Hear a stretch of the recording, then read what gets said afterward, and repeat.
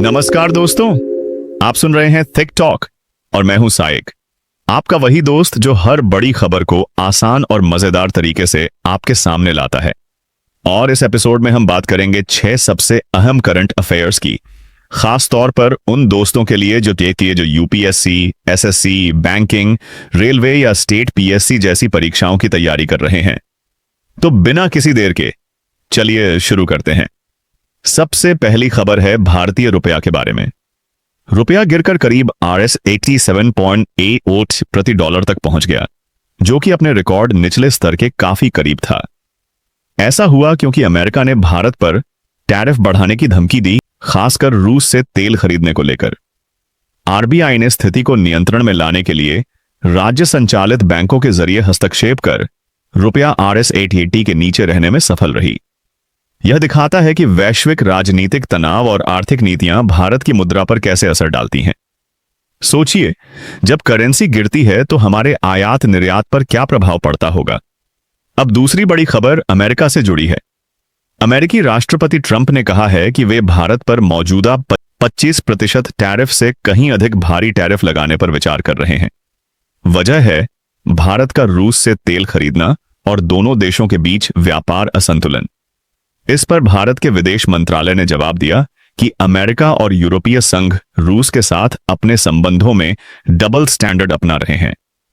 यह टकराव न सिर्फ व्यापार के सवाल उठाता है, बल्कि कूटनीति और ग्लोबल पॉलिटिक्स के लिहाज से भी यह महत्वपूर्ण है।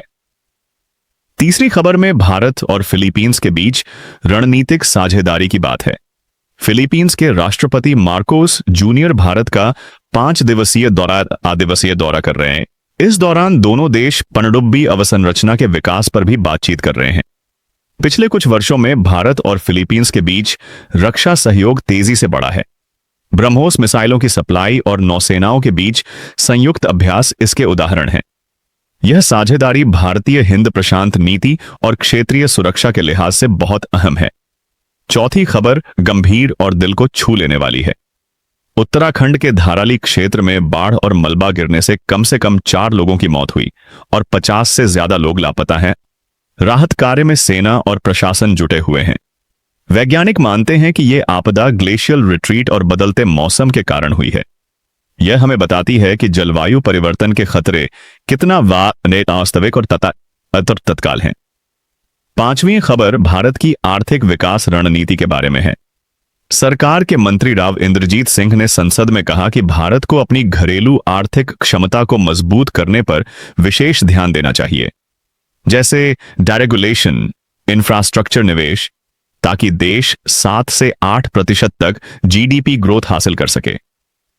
यह दृष्टिकोण वैश्विक मंदी और आर्थिक चुनौतियों के बीच भारत के विकास का आधार है। और आखिरी खबर यूपीएससी परीक्षार्थियों के लिए। यूपीएससी ने अपने सिविल सेवा मुख्य परीक्षा का शेड्यूल घोषित कर दिया है। मेंस परीक्षा 22 अगस्त से शुरू होकर 31 अगस्त तक चलेगी। हर दिन 2 सत्र 3-3 घंटे के होंगे। यह जानकारी प्रतियोगी परीक्षार्थियों के लिए बहुत जरूरी है, ताकि वे अपने टाइम टेबल को प्रभावी ढंग से मैनेज कर सकें।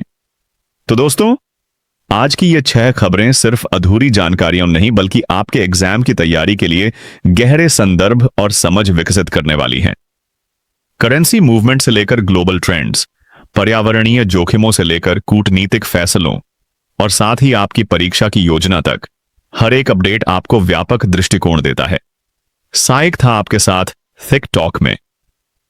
फिर मिलेंगे ऐसे ही ताजा और काम की खबरों के साथ जो आपकी तैयारी में नया जोश भरें। तब तक पढ़ते रहिए, सोचते रहिए और तैयार रहिए।